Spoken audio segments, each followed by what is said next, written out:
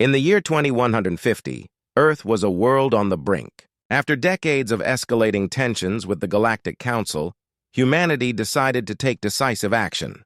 The Council, a powerful interstellar body that governed countless planets, was believed to be behind a series of aggressive probes into human space. With Earth's safety on the line, the United Earth Federation decided it was time to strike. The plan was audacious. Earth's top military minds had been working for months on a strategy to hit the Council where it would hurt the most. Their target, the heart of the Galactic Council's operations, a massive space station orbiting a distant star. This station was thought to be the center of their power and influence. If the Federation could take it down, they believed it would cripple the Council's ability to threaten Earth. The night of the attack, Earth's fleet moved silently through space. The ships were sleek and fast, designed for stealth and precision. On board, the atmosphere was tense. Crews went through their final checks and commanders gave last-minute instructions. Everyone knew the risks, but there was a shared resolve they had to win, no matter the cost. As the fleet approached the Council's space station, they cloaked themselves in advanced technology to avoid detection. The attack was launched with a flurry of coordinated strikes. Missiles and energy weapons fired from all directions, hitting the station with pinpoint accuracy. The explosions lit up the dark void of space, and for a moment, it seemed like victory was within reach. On the station, chaos erupted. The Galactic Council's defenses were caught off guard. The Council's automated systems scrambled to respond, but the human forces were too quick and too prepared. The Federation's ships pierced through the station's outer defenses and breached its core. As the human forces pushed forward, they secured vital control points and began to capture key areas. The initial success was overwhelming. Human commanders received reports of significant damage to the station and its systems. Their forces had pushed deep into the station, seizing control of several critical locations. The news of their victories spread quickly among the troops, boosting morale and fueling a sense of triumph. Inside the control center of the station, the Council's leaders were in disarray. They had not expected such a bold and well-coordinated attack. Their attempts to rally their defenses were too little, too late. The Federation's strategy of overwhelming force and precision strikes had paid off. For the first time, humanity seemed to have gained the upper hand. In the midst of the chaos, Commander Sarah Blake, the leader of the human forces, stood at the helm of her flagship, overseeing the operation. Her face was set in determination as she watched the unfolding events. Blake knew that this was a pivotal moment in humanity's struggle against the Galactic Council. The Federation's success could shift the balance of power in their favor. Yet, even as the human forces celebrated their early victories, there was an undercurrent of anxiety. The attack had been swift and decisive, but the consequences were yet to be fully understood. The Federation's leadership was aware that this was only the beginning. They had to secure their gains and prepare for any potential counterattacks from the Council. As the human fleet began to consolidate its control over the station, the reality of their situation started to sink in. The attack had been successful, but the true scope of its impact was still unknown. The Galactic Council was a powerful and enigmatic entity, and the Federation's leaders knew that they had just scratched the surface of what lay ahead. The first part of the operation had gone according to plan, but the war was far from over. The Federation's triumph was tempered by uncertainty. What would the Council's response be? And what lay beyond the immediate success of their bold attack? The answers to these questions would shape the future of humanity's struggle against the Galactic Council. The aftermath of the attack was a mix of triumph and confusion. The human forces had successfully captured significant parts of the Galactic Council's space station, but the sense of victory was quickly overshadowed by a growing unease. The first few days after the attack were filled with reports of damage and system failures, but then something unexpected happened. As human engineers worked to secure the station and assess the damage, they stumbled upon something surprising. Hidden deep within the station's records and communications were signs of life, alien life. It wasn't just the occasional alien officer. There were entire communities of various alien species living on the station. The news spread like wildfire among the human ranks. Commander Sarah Blake was in her command center when the discovery was made. A technician had intercepted a transmission that seemed out of place. The transmission was in a language that no one had recognized, filled with terms that hinted at daily life and personal interactions. Blake listened as the technician played the recording. The voices were not those of soldiers or military leaders, but of families and ordinary people. Blake's face went pale as she realized the implications. The Galactic Council, far from being a monolithic and hostile force, was actually a complex community with diverse inhabitants. The station they had attacked was not just a military hub, but a living, breathing environment where many alien species coexisted. The realization hit hard. They had attacked and hurt innocent lives. The discovery led to a rush of new questions. Who were these aliens? How many were there? And what were their roles in the Council? As the human teams dug deeper, they found records of alien citizens going about their daily lives, their homes destroyed, and their families displaced. The images were heartbreaking. Among the first to learn about the aliens was Dr. Elena Ramirez, a leading xenologist who had been studying alien cultures. When she saw the footage of the alien communities, she was deeply troubled. She immediately urged the command to reconsider their position. Ramirez argued that the Federation needed to understand the full scope of what they had done before making any further decisions. The Galactic Council's leaders, meanwhile, were reeling from the attack.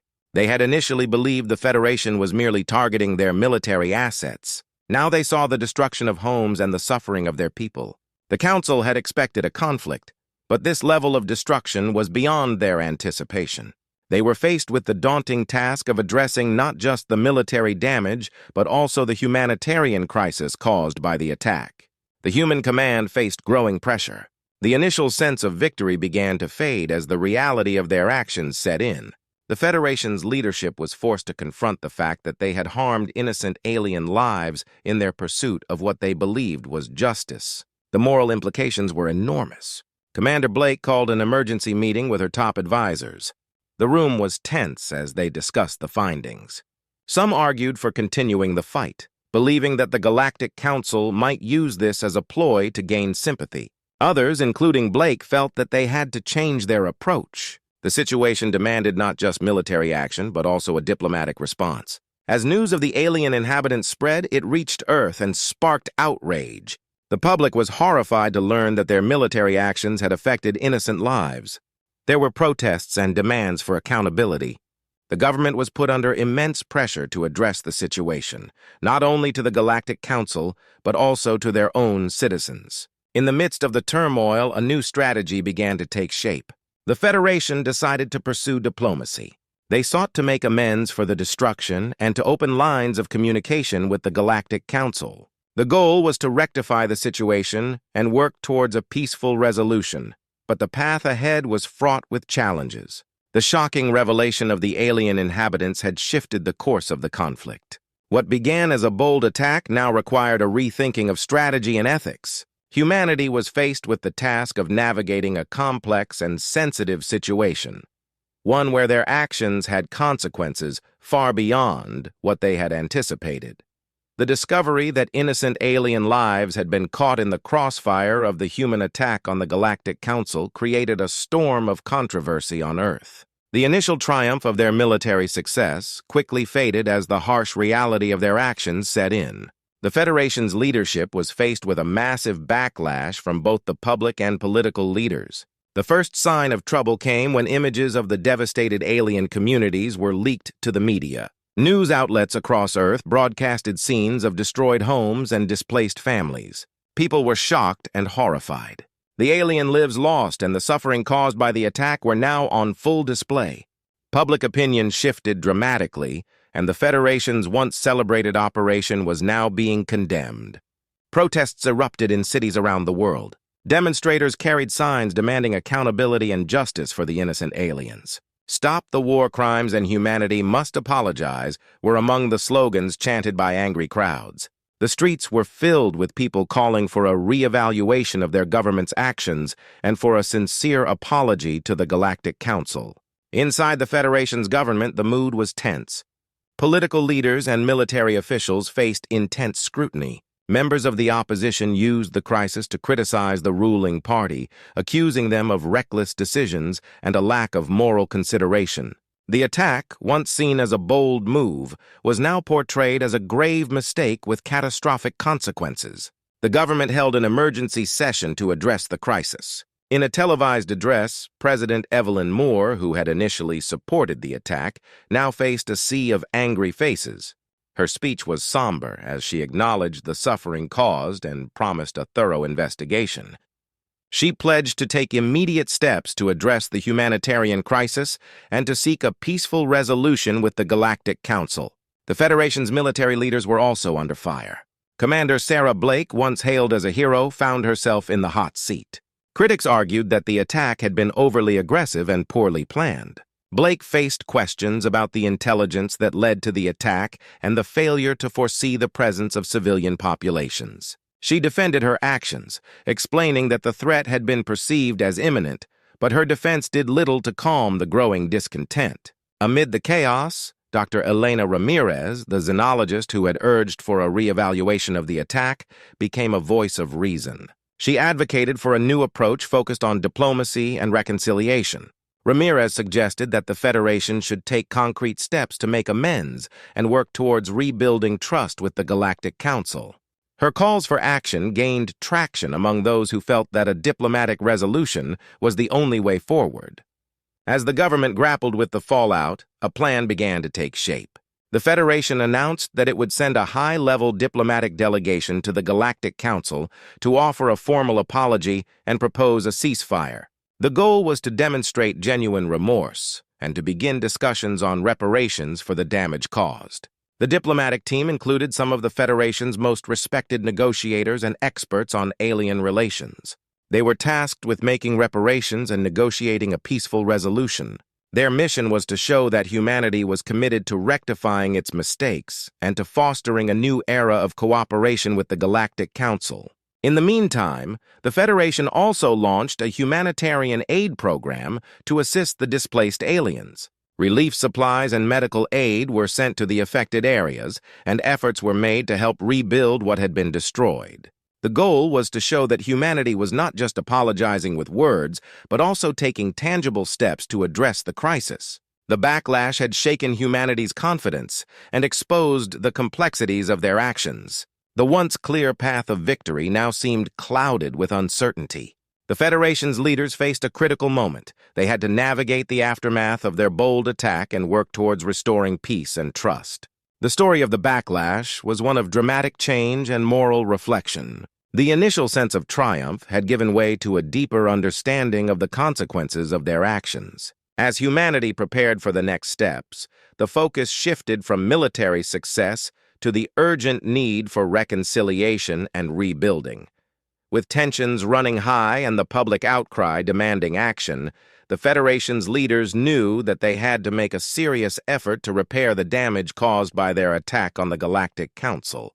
They decided to send a top-level diplomatic team to negotiate peace and offer a formal apology.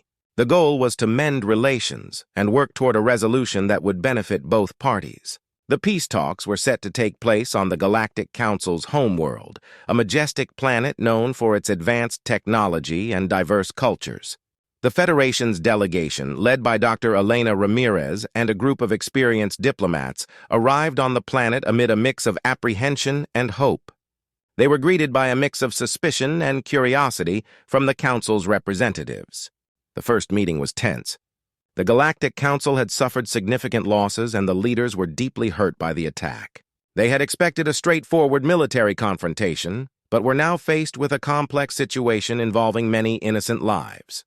The Council's representatives, including their chief diplomat, Zaylor, were determined to ensure that the Federation's apology was sincere and that measures were taken to prevent future conflicts. Dr. Ramirez opened the talks with a heartfelt apology. She expressed deep regret for the attack and acknowledged the suffering caused to the Council's citizens. The Federation's delegates outlined their commitment to making reparations and working toward a peaceful resolution. The apology was met with a mixture of acceptance and skepticism. Many Council members were willing to listen, but they needed to see genuine efforts to address the damage. The negotiations were challenging. The Galactic Council demanded a thorough investigation into the attack and specific assurances that such incidents would not happen again. They also sought compensation for the damage done to their communities. The Federation's team had to navigate these demands carefully while trying to maintain a cooperative atmosphere. One of the key issues was rebuilding trust.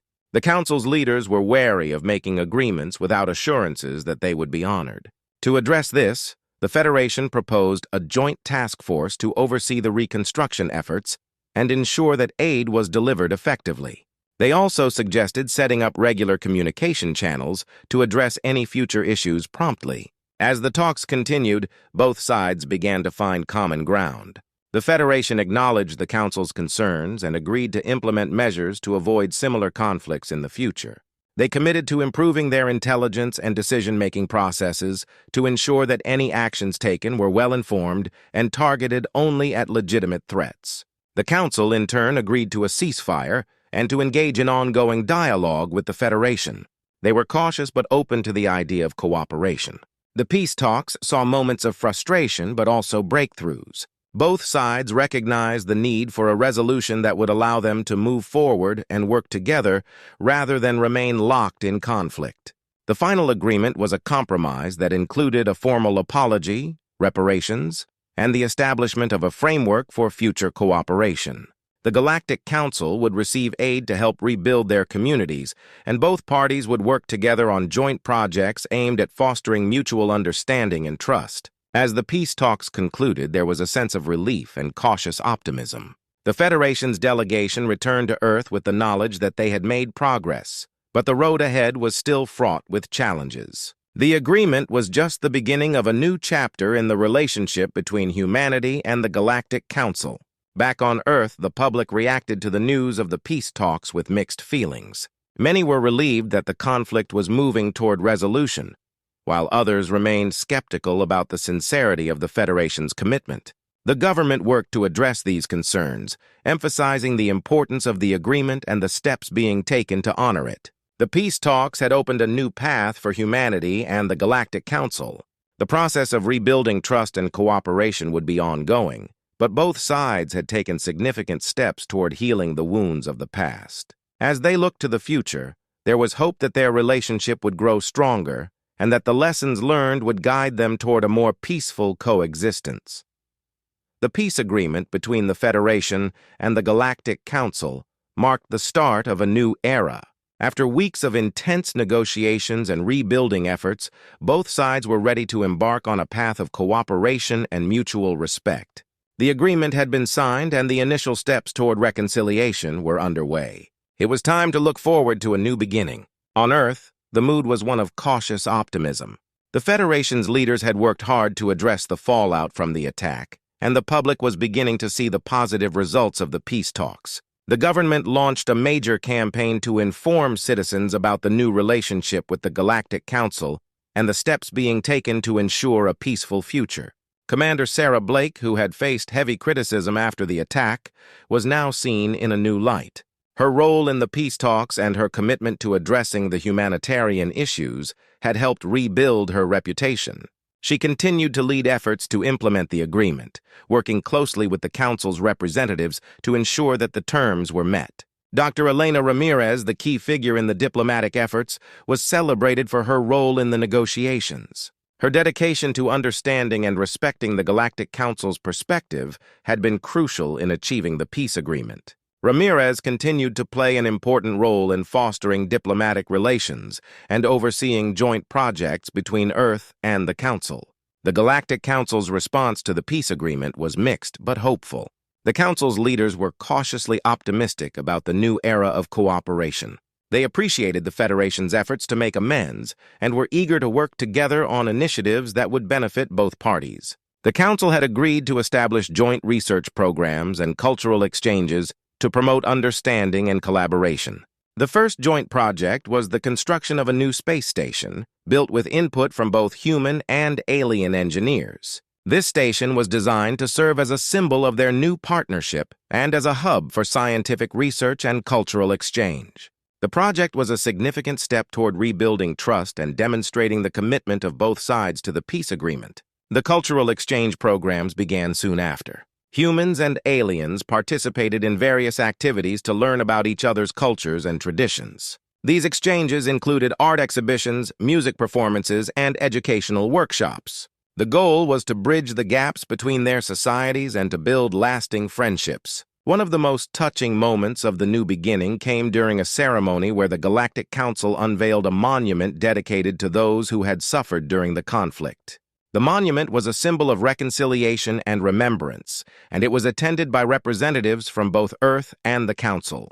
The ceremony was a powerful reminder of the importance of peace and the shared responsibility of maintaining it. On Earth, the response to the peace agreement was positive, though not without challenges. Many people were relieved to see a resolution to the conflict, while others remained wary. The Federation's government continued to work on transparency and accountability to address lingering concerns and to ensure that the peace was maintained. As the months passed, the relationship between humanity and the Galactic Council continued to evolve. The joint projects and cultural exchanges helped to build trust and understanding.